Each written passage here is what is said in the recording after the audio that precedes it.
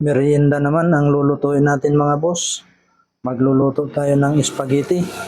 Isa ito sa paboritong merienda, mapabata o matanda. Kaya umpisahan na natin. Magpapakulo muna tayo ng tubig mga boss. Lagyan lang natin ito ng pampadulas at 2 kutsaritang asin para hindi magdikit-dikit ang ating noodles. Pista ang ating gagamitin. Lagyan na natin mga boss. Pakukuloan lang natin ito mga boss ng 15 to 20 minutes. At hahalo-haloin din natin yan para hindi magdikit-dikit.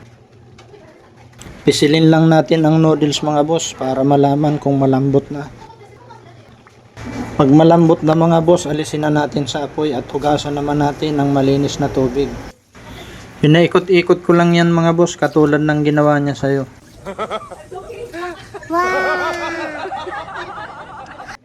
Pagkatapos natin hugasan, lagay naman natin sa strainer para ma-drain.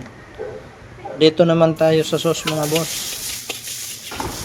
Tunawin lang natin ang margarine sa mainit na kawali at igisa na natin ang bawang sibuyas.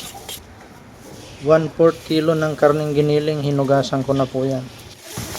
Para kunwari malinis. Haluin lang natin ng mabuti at maglagay naman tayo ng bitsin at paminta. Mikos-mikos ulit ng kaunti mga boss hanggang sa mag-iba ang kulay. At isunod naman natin ang hotdog. Mikos ulit ng kaunti. Lagay naman natin ang ating spaghetti sauce. At ketchup. Medyo dinamihan ko ang ketchup dyan mga boss. Ang gusto ko kasi sa spaghetti yung mapula. Ayaw ko ng mamingming. Maglalagay din tayo ng 1 pirasong pork cube para sa dagdag na lasa.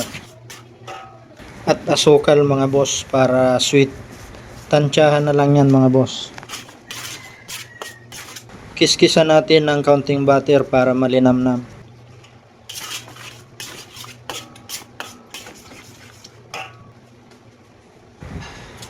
Magbubukod lang tayo ng kaunting sauce para may pang toppings tayo mamaya. Pagkatapos nyan mga boss, lagay na natin yung ating noodles. Haluin lang natin ng mabuti yan mga boss hanggang sa magpantay-pantay ang kulay. Yan, kitang-kita nyo naman mga boss, parang spaghetti ng Jollibee. Kayo mga boss, ano bang gusto nyo sa spaghetti?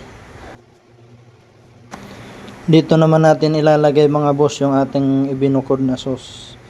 Isa din ito sa gusto ko sa spaghetti, yung maraming sauce. Ito na siya mga boss, pero hindi pa dyan nagtatapos ang ating video. Isa sa mga dapat natin ugaliin pagkatapos natin magluto. Ligpitin natin yung ating mga gamit. Huwag mo nang isipin na ikaw na ang nagluto, dapat iba naman ang maghuhugas.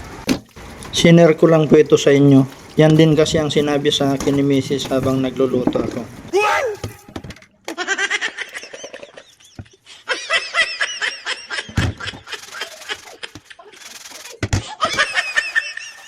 Joke lang po. Pero mga boss, kung nagustuhan mo ang bidyong ito, pa-like and share naman. Maraming salamat.